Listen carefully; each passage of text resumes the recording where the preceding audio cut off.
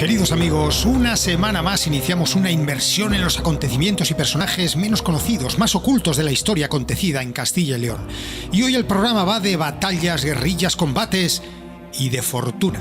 Es uno de esos momentos en los que la fortuna o la casualidad o las decisiones, pues que parecen pequeñas, cambian la historia completamente. Porque el tiempo y la suerte jugaron roles fundamentales en la vida de Wellington, el famoso Wellington, ya sabéis, y la localidad charra de Fuenteguinaldo. Un episodio crucial que marcó el devenir de la historia. En medio de la incertidumbre y la tensión, las decisiones tomadas en un lapso de 36 horas determinaron el curso de la Guerra de la Independencia en España y dejaron una huella imborrable en Europa. Los comandantes se implicaban en la batalla, de verdad. Sí, ese día se vieron, tanto Wellington como Marmont se vieron. Efectivamente fueron 36 horas en las que pudieron decidir el curso de la guerra. En muchos momentos ha tenido mucha suerte, incluso en algún momento aquí en España estuvo a punto de ser capturado. Así, mientras el eco lejano de los cañones resonaba en la distancia, una pregunta flota en el aire cargada de significado. ¿Qué pasó aquí?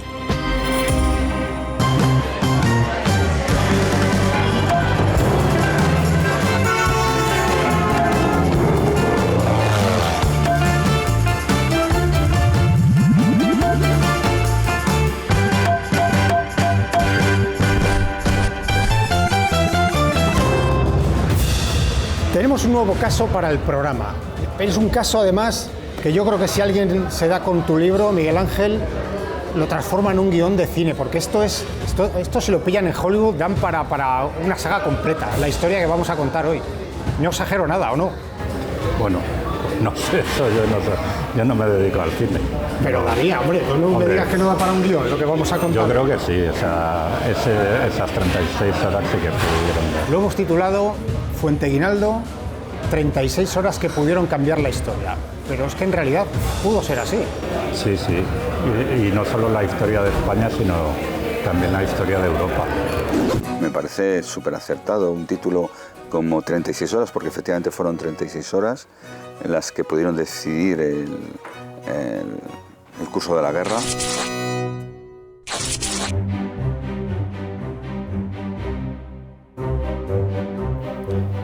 Pues sí, amigos, 36 horas que fueron decisivas, claves, vitales para el desenlace de una guerra y que cualquier cambio o actuación hubieran modificado para siempre no solo el resultado de esa guerra, sino de la historia de Europa.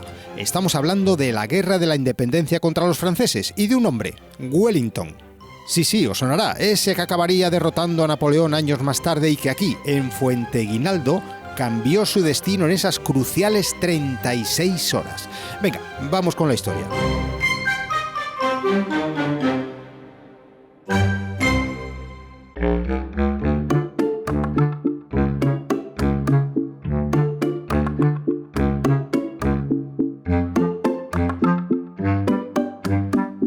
Estamos siglo XIX, principios del siglo XIX, en torno a 1811, cuando llegan los franceses aquí a España. Sí, estamos en plena guerra de la independencia. Fue una guerra que implicó a toda la península ibérica, a los franceses de Napoleón, a los ingleses y demás. Entonces es mucho más apropiado llamarla guerra peninsular, pero la conocemos por guerra de la independencia. Es un tema francamente interesante, el tema de la invasión francesa, porque realmente no fue una invasión, fue un intercambio de poderes entre los poderes que existían en aquel momento en España. Es decir, el Estado, el reino español, pretende llegar a un acuerdo con Francia para precisamente no ser invadido. Napoleón es mucho más listo que nuestro Godoy y nuestros reyes y utiliza esa excusa para entrar, cruzar nuestro país y acantonarse ya en España. Fuenteguinaldo, el sitio donde va a ocurrir todo, ¿no? Era el municipio más importante después de Ciudad Rodrigo. Está a 25 kilómetros de Ciudad Rodrigo y en línea recta a 12 kilómetros de la frontera francesa. Es un lugar estratégico porque por un lado tiene el río Águeda, por otro lado tiene la ribera de la Zaba y en medio está la llanura de Fuenteguinaldo y lleva ya hasta Portugal. Tenemos una fecha concreta que va a ser, creo, si no me falla la memoria, el 25 de septiembre de 1811. 25 o 26 de septiembre de 1811. En esas horas. Entonces, en esas estamos hablando de una zona fronteriza, una raya seca entre Portugal y España, entre Salamanca y Portugal. Hay que recordar que en aquel momento Portugal, enemigo acérrimo de Francia, porque era aliado de Inglaterra, el principal enemigo de Francia en Europa. Y unos personajes, hay unos protagonistas de la historia, está el mariscal francés, bueno, por supuesto, los vecinos de allí, pero hay otro personaje que es muy interesante, que es Arthur Wellesley, que seguramente a los espectadores digan, ¿quién es ese señor? Lo que pasa es que si digo que estamos hablando de Wellington, el duque de Wellington, ya la cosa nos cambia, ya le vamos conociendo un poco más, que va a ser protagonista fundamental de esta historia. Sí, bueno, el futuro duque de Wellington, que estamos hablando de septiembre del 1811 y que después, cuando toma Ciudad Rodrigo en 1812, las Cortes de Cádiz le nombran duque de Ciudad Rodrigo. Duque de Ciudad Rodrigo también, sí, sí. Duque de Ciudad Rodrigo.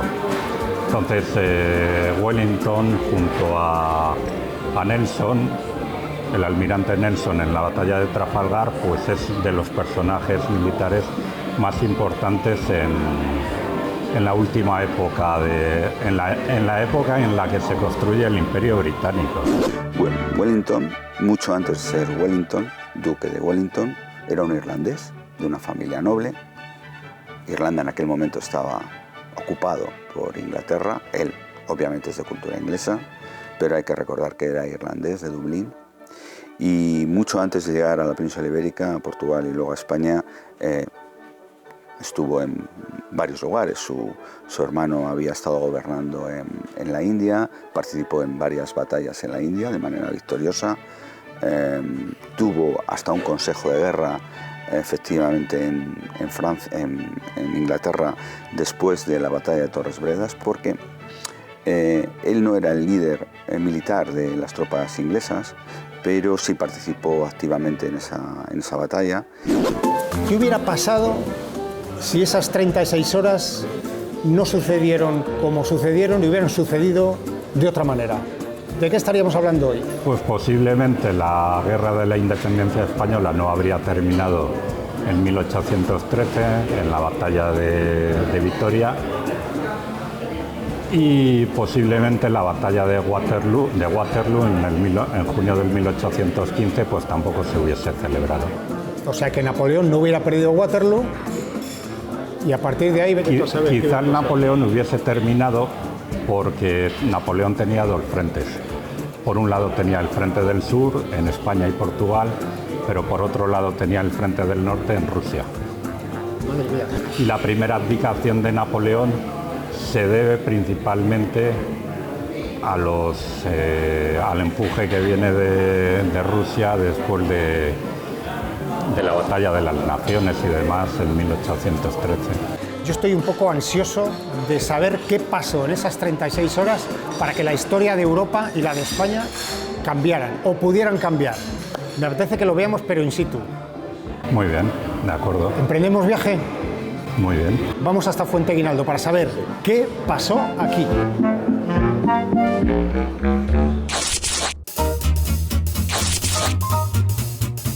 Miguel Ángel. Hola, buenos días. ¿Qué tal? ¿Cómo estás? Estupendamente, muy bien. Gracias. Fenómeno. Oye, me encanta conocerte y saludarte. Pues lo mismo digo. 36 horas en la guerra contra los franceses, de Napoleón, en un pueblecito, en Fuenteguinaldo, que pudieron cambiar el signo de la historia y lo que pudo venir después, claro. Sí, en efecto, ahora mismo nos encontramos en el centro de interpretación de la batalla de las Apiles, que se libró el 22 de julio de 1812, es decir, un año después de esos acontecimientos que me estás narrando.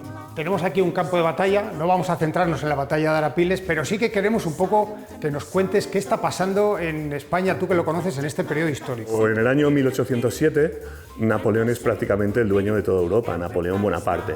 Ha vencido a los austriacos, ha vencido a los prusianos, ha vencido a los rusos. El único enemigo que le queda a Napoleón en Europa es Gran Bretaña. Napoleón, en un principio, lo que quería, por sus propios escritos, era trasladar la forma de entender lo que es el gobierno de un Estado, de una nación, en base a lo que él estaba desarrollando en Francia. O sea, es decir, quería trasladar un poco el movimiento revolucionario para cambiar ese antiguo régimen, acabar con las monarquías, aunque luego él se autoproclamó emperador. Son un poco contradictorios, ¿no? También para muchos Napoleón pues es uno de los grandes criminales de la humanidad. Para Francia es un héroe nacional, pero allá por donde pasó no dejó nada libre de su pisada, ¿no? Napoleón no le puede hacer la guerra a los ingleses en el sentido de que no puede invadir Inglaterra, ya que prácticamente no tiene barcos. Los ha perdido todos en la famosa batalla de Trafalgar en el año 1805. Entonces, como no se puede producir ese enfrentamiento militar, esa invasión de Inglaterra que pretendía Napoleón, lo que va a decretar es un bloqueo continental. Es decir, Napoleón va a impedir a todos los países del continente europeo que están bajo su control, España en ese momento, insisto, es aliado de Napoleón, comerciar con Inglaterra, para así ahogar su economía.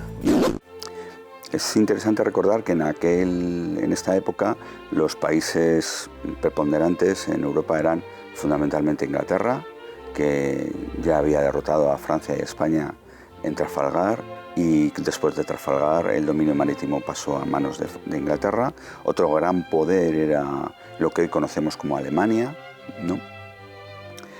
Por supuesto, fortaleza militar, y Rusia, pero fundamentalmente el poder estribaba en Inglaterra. El caso es que Portugal, que ha sido tradicional aliado de los ingleses desde hace siglos, pues se van a saltar ese bloqueo continental, ¿vale? Van a seguir comerciando con Gran Bretaña. Entonces Napoleón, muy cabreado, supongo, invade Portugal en el año 1807 con la ayuda de tropas españolas. Bueno, el caso es que una vez con las tropas en España, Napoleón está convencido de que los españoles le van a agradecer mucho quitarle de en medio a los Borbones, que han demostrado ser una dinastía pues, bastante pésima, ¿no? Y bueno, ocurre lo que todos conocemos, el 2 de mayo, el levantamiento del 2 de mayo, cuando Napoleón se quiere llevar a la familia real, ya se ha llevado al rey Carlos y al heredero Fernando a Francia, con artimañas, ¿no? Para crear un acuerdo entre ellos, porque están peleados, en fin, pero en realidad los secuestra, ya ha secuestrado al rey Carlos IV y a su hijo Fernando, el futuro Fernando VII. Cuando intenta llevarse al resto de la familia real a Francia, se produce el levantamiento del 2 de mayo. Eso va a ser el comienzo de nuestra guerra de la independencia, pero que al mismo tiempo se va a convertir en una guerra internacional, una especie de guerra mundial. Es decir, aquí en España, en Portugal, en la provincia de Salamanca, se están librando dos guerras a la vez, ¿vale? La guerra de los españoles y los portugueses intentando librarse de la invasión francesa, pero también la guerra entre dos potencias, entre Gran Bretaña y Francia.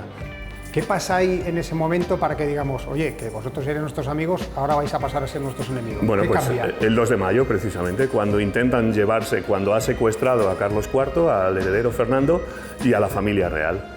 Es ese secuestro de la familia real por parte de Napoleón y el levantamiento del 2 de mayo lo que hace que los franceses pasen de ser aliados a enemigos. Y por lo tanto el ejército español intenta resistir y luchar contra las tropas napoleónicas. Los ingleses dijeron, bueno, pues si los españoles resisten, tenemos que ir a ayudarles. Y por eso en ese verano de 1808, un ejército expedicionario británico desembarca en Portugal. Reúne los restos del ejército portugués que quedan y se crea un ejército anglo-portugués, cuya misión va a ser básicamente tener un pie en la península ibérica, eso es lo más importante, mantenerse en la península ibérica porque eso siempre va a hacer pupa a Napoleón, y eso es lo que va a hacer que esta guerra pues va a convertir la provincia de Salamanca en una especie de cancha de pelota, en un toma y daca de los anglo-portugueses intentando cruzar la frontera española para unirse a los restos de los ejércitos españoles y echar a los franceses al otro lado de los Pirineos, y los franceses intentando invadir Portugal para echar a los anglo-portugueses al mar.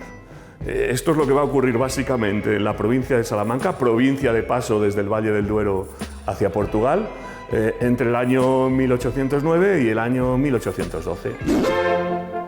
Salamanca, al igual que hoy día, es la vía de entrada de casi todos los portugueses que vuelven a Portugal desde Francia o desde Europa, pues en aquel momento también era la vía de entrada quizá más natural para llegar a Lisboa, desde el norte de España. Y Salamanca pues se convirtió en el lugar, digamos, donde se desarrollaron las batallas más importantes y donde realmente se fraguó el éxito luego del duque de Wellington, ¿no? Resumiendo, tenemos en la provincia de Salamanca la batalla de Tamames, octubre de 1809, la batalla de Alba de Tormes, noviembre de 1809, el sitio de Ciudad Rodrigo, que cae en julio de 1810, la batalla de Fuentes de Oñoro en mayo de 1811, la batalla de los Arapiles y luego combates muy importantes como el combate de García Hernández, al día siguiente la batalla de Arapiles, o el combate del Bodón, que creo que se va a oír hablar de él luego más tarde. Sí, por supuesto. Vale, ya nos hemos puesto en situación. Los franceses andaban haciendo de las suyas por toda España. Les hemos plantado cara y les hemos dicho, cuidadín, que no sabéis quiénes somos los españoles. Bueno, los españoles, los portugueses y los ingleses, que nos echaron una mano. Así que empezamos a zurrarnos con los franchutes y, por lo visto, en Salamanca nos dimos de lo lindo. Uno de esos combates es el que nos anunciaba Miguel Ángel, el combate del Bodón. Atentos a este nombre porque es clave para nuestra historia. Ahí van a arrancar esas 36 horas eternas para desequilibrar el rumbo de una guerra hacia un lado o hacia el otro. Vamos con ello.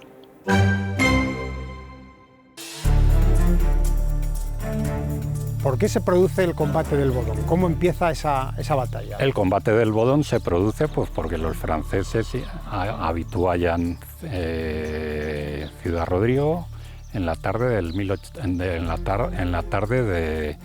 24 de septiembre del 1811. Y la mañana siguiente lo que intentan es hacer un reconocimiento para saber cuáles son las fuerzas aliadas que hay en el entorno del Bodón, Fuenteguinaldo. En la zona del Bodón el ataque se produce únicamente 2.500 franceses contra 1.500 aliados.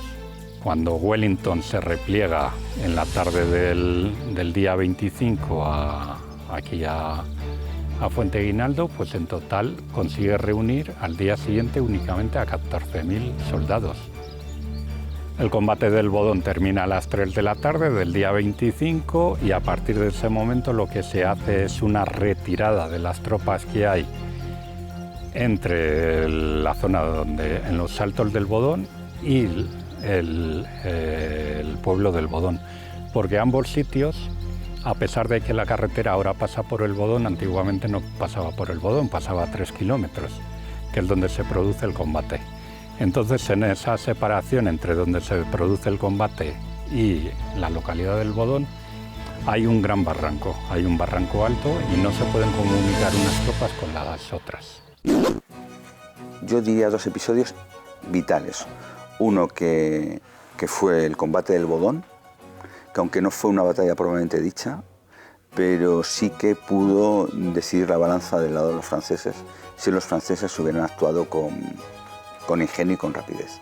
Porque francamente Wellington ahí estaba en total minoría y si hubieran atacado, si hubiera vuelto a repelear a Portugal, él mismo lo contó. Pues en este es uno de los famosos 3 reductos que crea Wellington delante de Fuenteguinaldo, pues a mediados de septiembre de 1811. Y los crea sabiendo que en cualquier momento los franceses le pueden atacar en Fuenteguinaldo. Los otros 2, uno es el Teso de la Atalaya, que está allí al fondo, que es el sitio más alto de los alrededores, y el siguiente, el más importante, está al lado del cementerio y es la ermita de San Fausto, y está justo al lado de la antigua Cañada Real. Wellington lo elige por el enclave, por donde está situado. Está en una planicie, del otro lado de la Zaba hay una altura considerable, pues habrá cerca de 100 metros, y porque tiene directamente comunicación, por un lado, con la Cañada Real, que lleva directamente a Extremadura, y por otro lado, porque Fuenteguinaldo está a 12 kilómetros en línea recta de Portugal, y Portugal era el sitio, el refugio del ejército aliado, pero eso ocurre desde el principio, desde 1808. O sea, Portugal cerca, planicie para poder desarrollar actividades. Planicie para estar por encima y después, por ejemplo, desde donde fue el combate del Bodón, se veía Ciudad Rodrigo. Se veía Ciudad Rodrigo.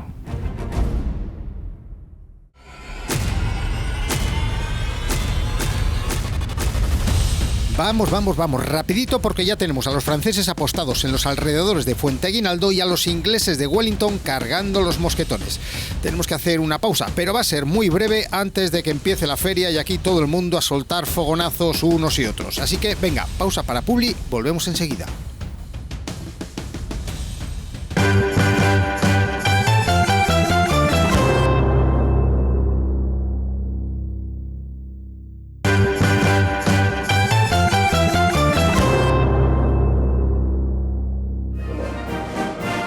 Desde sus posiciones en los altos del Bodón, los aliados comandados por Wellington observan el avance de las tropas imperiales. Efectivamente, hoy estamos metidos en plena guerra de la independencia contra los franceses. No, tranquilos, estas imágenes que vemos no son de entonces, no había cámaras de televisión aún, lo que sí había eran hombres notables que acabarían haciendo historia, como nuestro protagonista de hoy, Lord Wellington. Sí, el de Waterloo y Napoleón, el mismo, que unos años antes estuvo por tierras salmantinas combatiendo ya a los franceses y a quien el destino le cambió en Fuenteaguinaldo, como estamos viendo hoy. Mucho tiene que agradecer Lord Wellington a Salamanca, ya te digo.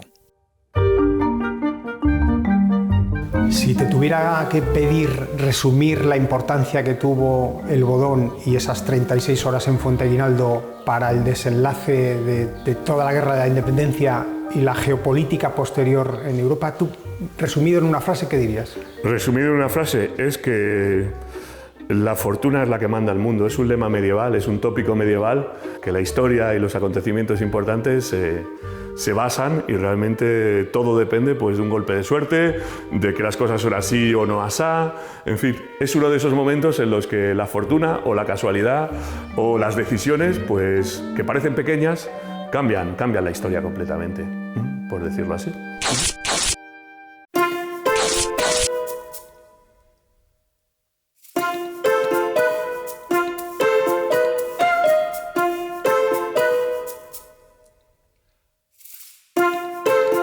¿Con qué intenciones llega Wellington aquí? ¿Viene con una misión clara? Sí, Wellington llega aquí en agosto de 1811, llega procedente de Badajoz. Durante junio-julio del 1811, después de la batalla de Fuentes de Oñoro, intenta tomar Badajoz. Pero al final lo que hace es volver a Ciudad Rodrigo, a la zona de Ciudad Rodrigo, porque tiene informaciones que la inteligencia era fundamental. Había espías por todos los sitios. Tiene informaciones de que Ciudad Rodrigo tiene víveres para muy poco tiempo, para 2 meses o 2 meses escasos. Y los franceses lo que hacen es, después de que detectan a Wellington que ha vuelto, lo que hacen es crear un ejército entre 50 y 60.000 hombres, y lo que intentan es, a mediados de septiembre de 1811, es crear un convoy desde Salamanca para socorrer a Ciudad Rodrigo y meterle víveres para otros 2 meses.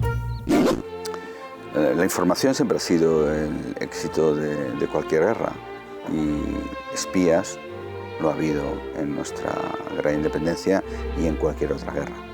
¿Este combate se produce por casualidad o es buscado, es intencionado? Es por casualidad. O sea, la tarde antes, la del 24 de septiembre de 1811, ha llegado un cargamento bastante importante de víveres a Ciudad Rodrigo, escoltado por casi 60.000 franceses. Tenían que hacer contingentes fuertes para que no fuesen atacados por los lanceros. ¿Depositan los víveres en Ciudad Rodrigo? Sí, víveres para 2 meses. Y regresa el convoy francés. No regresa, se queda en Ciudad Rodrigo, y a la mañana siguiente, por la noche ya Marmont planifica un ataque por diferentes sitios, un ataque de reconocimiento para saber cuáles son las tropas aliadas en esta zona, porque sabe que Wellington tiene el cuartel general en Fuenteguinaldo y que los contingentes aliados están establecidos por todas estas zonas, pero quiere saber en qué número. Entonces, por ello, establece que a la mañana siguiente saldrán dos columnas, una hacia Espeja, que Espeja está entre Ciudad Rodrigo y Salamanca, y la frontera portuguesa, perdón, y después la otra que viene sobre los Altos del Bodón. Fuenteguinaldo en aquel momento había sido, ya en otras ocasiones, el cuartel general de Wellington. De hecho, hoy día en Fuenteguinaldo, que es un pueblo precioso, por cierto, con una iglesia que parece una catedral de grande, hay una placa que conmemora este hecho. Existe la vivienda donde él, en los 3 diferentes periodos, fue su lugar de mando. Desde ahí mandaba todas sus unidades. Oye, pues nosotros, que somos gente muy bien mandada, ha sido salir que Wellington tenía una casa en Fuenteguinaldo y hemos dicho, pues si está la casa, hay que verla. Y oye, sorpresa, la casa está. ¿Se sabe por qué Wellington elige esta casa como cuartel general? No, por la relación de la familia. Era la única casa grande. Al estar aquí el cuartel general y estar Wellington aquí, ¿qué hacen? Bueno, no sé si el ayuntamiento, no sé qué, en recompensa le da, y es cierto que se llama así, unos trozos de una finca que le llamamos los pedazos, la dehesa. Se los dio el ayuntamiento en recompensa a la familia esta por haberlos mantenido, haberle tenido los caballos, haber comido, el que estaba aquí.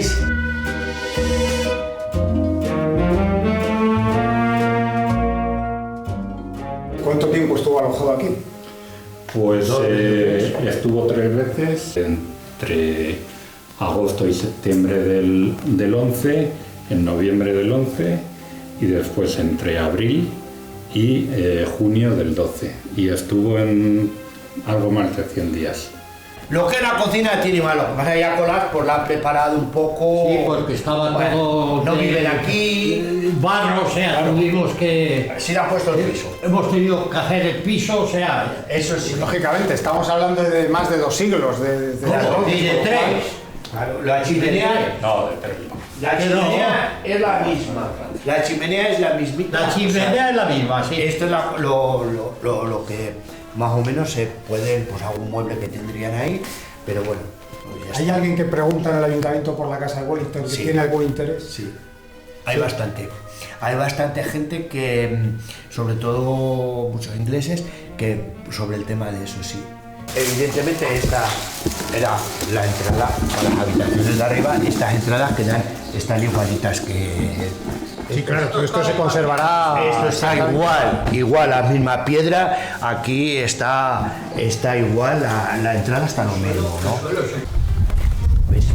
Esto era todo un patio, antes las ventanas estaban de otra manera, pero esto era el corral, las caballerizas, los corrales estaban ahí, todas las cuadras están caídas ya, la salida era por la otra calle. La salida era por la calle, y esto era pues de eso, una casa de gente de rica, y a la vez, pues bueno, pues eso, lo que pasa que ahora más son los date cuenta que está sujetando unas viviendas arriba. Antiguamente pues había la misma casa, y ahora mismo lo que pasa es que ellos ya han puesto aquí una... Pues hay 3 viviendas arriba. Claro, ellos ya ahora ya la han reformado de esta parte, pero antiguamente era de otra forma.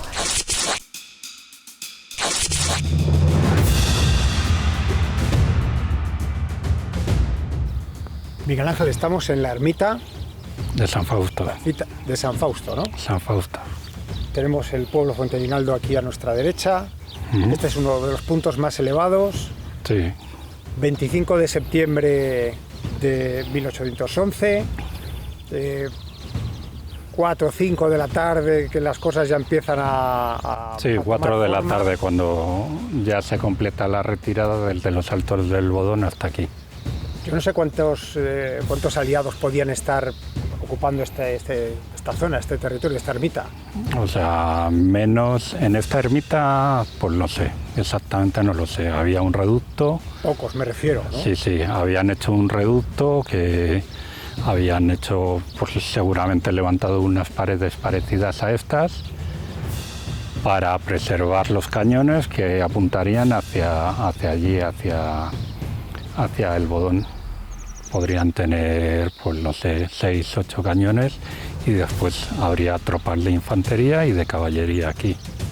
Y allá donde vemos aquella línea de árboles, tú me decías que estos hombres que estaban aquí empiezan a ver formarse franceses,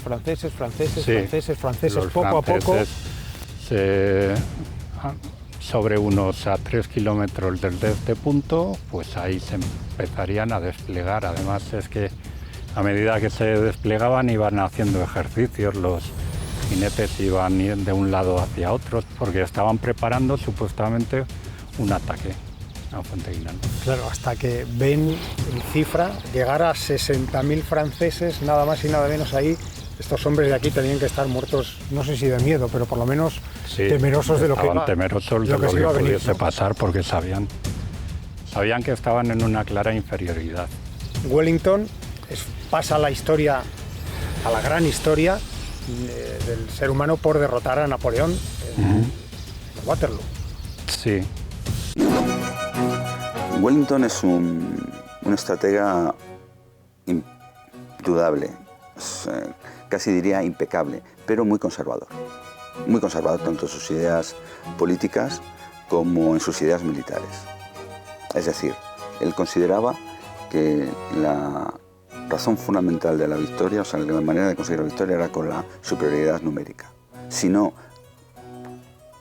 conseguía esa superioridad numérica, no atacaba, solo se defendía. Es muy curioso porque le fue bien, solo tuvo una derrota. ¿Qué perfil, cómo era este señor? ¿Qué personaje es el duque de Wellington? ¿Era un tipo tan brillante como la historia parece que nos hace ver? Militarmente sí, desde luego fue un hombre muy brillante, muy inteligente. Lo que pasa es que es un hombre controvertido, sobre todo para los españoles y desde el punto de vista español, porque claro, Wellington hacía lo que a él le convenía. Hay que entender que Wellington no vino aquí a luchar por España. Llegó a ser primer ministro de Gran Bretaña en años posteriores a la guerra, ¿vale? Pero principalmente era un general inglés, un oficial inglés, un militar inglés, que va a desembarcar en el año 1809, ¿vale? A hacer esa guerra, a hacerse cargo de ese juego de pelota, de ese toma y daca de franceses invadiendo Portugal y británicos y portugueses entrando en la península, y va a ser pues, el oficial al mando del ejército británico en un principio. Y luego en un momento dado, ya en el año 1812, y sobre todo a raíz de la victoria en Arapiles, el comandante en jefe de todos los ejércitos aliados, es decir, ya de portugueses, españoles e ingleses. Para Wellington lo importante era la victoria de Gran Bretaña y derrotar a Napoleón. Cuando Wellington las veía mal dadas en España, pues lo que hacía era retirarse, se retiraba a la seguridad de Portugal. Él no tenía prisa y bueno, fue el vencedor de Napoleón en Waterloo. Se mezclaba poco con la gente, incluso con sus soldados se mezclaba muy poco.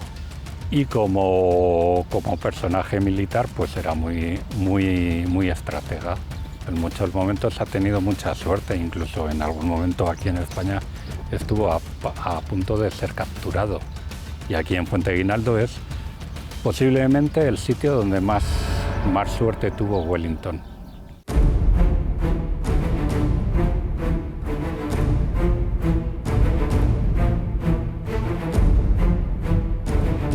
¿Cuánta gente, cuántos franceses vienen en esas dos columnas? Pues no muchos, sobre unos 2.500 jinetes franceses y infantería mucho más retrasada de 4.000 hombres. Pero realmente los que llegan aquí, los que hacen el combate son la caballería. Es un combate de la caballería francesa contra la infantería aliada, que son unos 1.500 ahí arriba. Se produce el combate porque se encuentran a los ingleses. Sí, se encuentran en esas lomas, por aquí es por donde va la antigua Cañada Real. Los aliados están puestos tanto en la parte de donde está arriba asciende el cordel, la antigua Cañada Real, y hay otras tropas a izquierda y a derecha. Básicamente es infantería la que está posicionada ahí.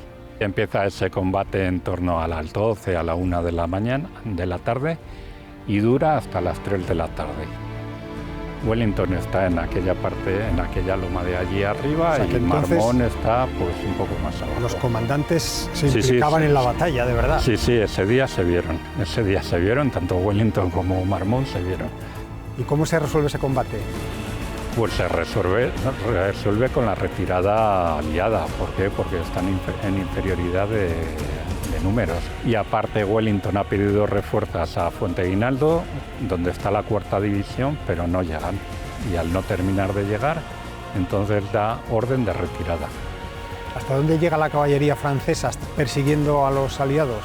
Pues hasta cerca de Fuenteguinaldo, a unos 4 kilómetros, más o menos a donde estaban de tiro, donde llegaban el tiro de los cañones que estaban en los reductos, principalmente el de San Fausto, que esos son los cañones que actuaron en esa tarde para cubrir la retirada aliada. Esta es un combate, en teoría, que pasaría pues más o menos desapercibido para el conjunto de la guerra, pero que sin embargo va a tener una importancia vital. Sí, después la retirada hacia Fuenteguinaldo tienen que construir cuadrados la infantería, cuadrados para que no sean atacados por la caballería enemiga. Aunque Wellington estaba ahí, muy cerca realizando la retirada, pero la dirige el general Picton. El general Picton era el jefe de la 3ª división británica y posteriormente en Waterloo pues muere.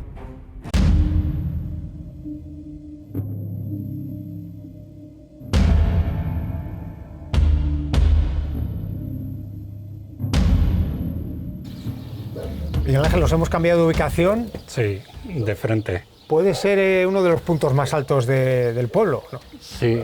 Tenemos controladas las ubicaciones que nos has ido enseñando antes. Por allí, si no me equivoco, Sí, la Cruz de la Dehesa es el punto central, la ermita de San Fausto, y el otro más alto es el Teso de la Atalaya.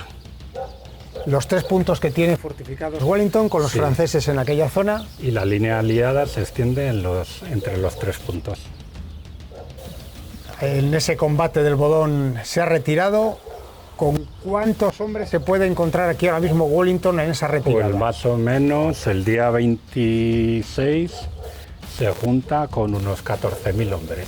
¿Cuándo se puede decir que comienzan esas 36 horas cruciales para el desenlace? Empiezan entre las 3-4 de la tarde del día 25, que es cuando empieza la retirada, y a las 4 de la tarde llegan más o menos a la altura de la ermita de San Fausto.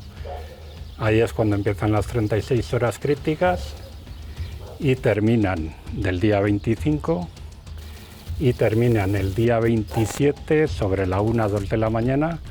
Wellington decide, vámonos chicos, vamos hasta el cuartel general de Fuenteguinaldo y voy a empezar a reunir, supongo que a todo la fuerza que pueda.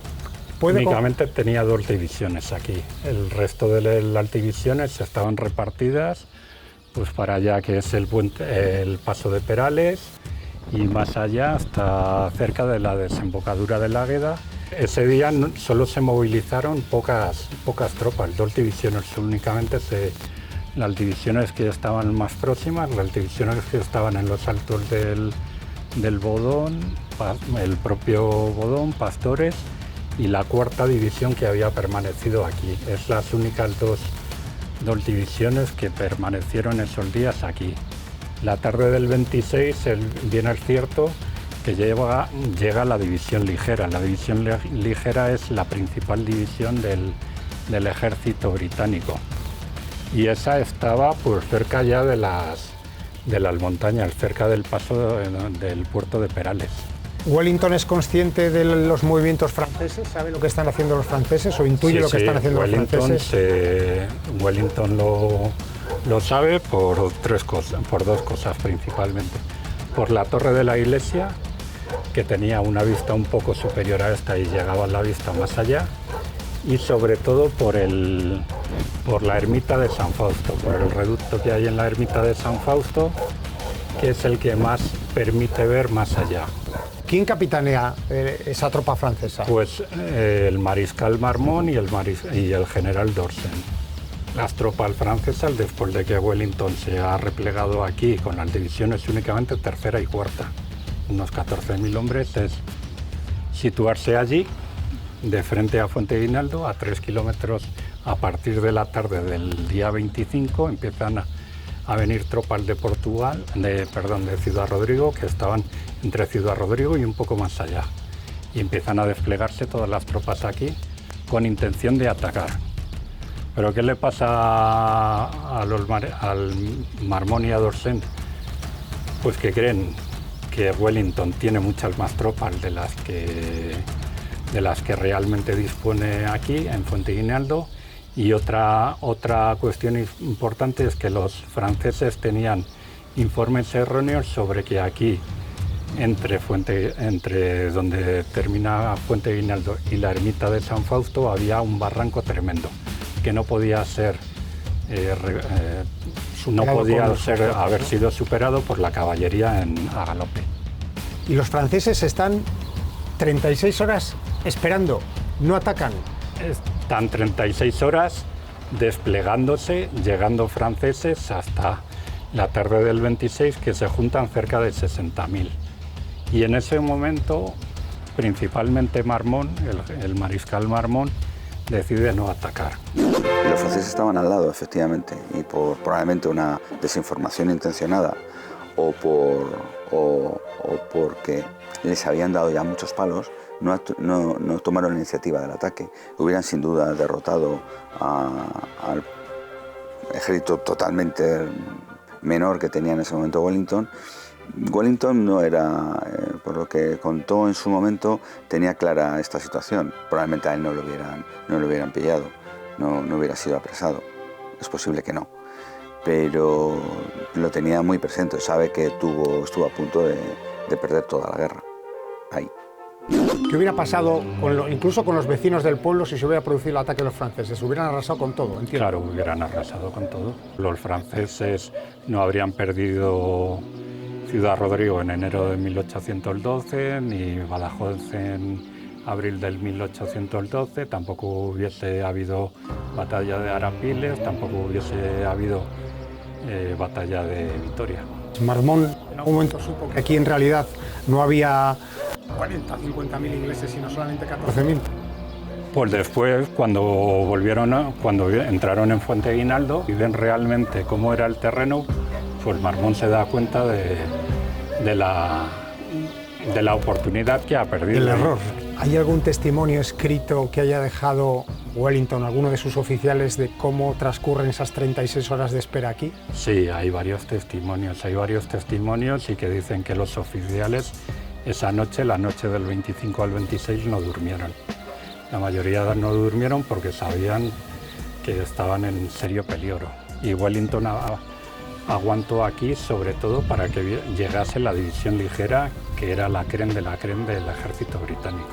En cuanto llegó la división ligera, en la tarde del día 26, a partir de las 10 de la noche del día 26 empezaron a salir las tropas hacia Portugal. Y las últimas tropas salieron al altor de la mañana del día 27, solo 4 horas tardaron en evacuar.